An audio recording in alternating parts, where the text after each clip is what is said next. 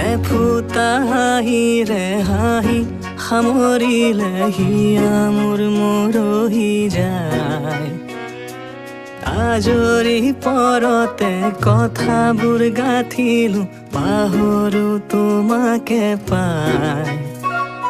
মৰম কি এনেকুৱাই, মৰম কি এনেকুৱাই, মৰম কি এনেকুৱাই, মৰম কি এনেকুৱাই।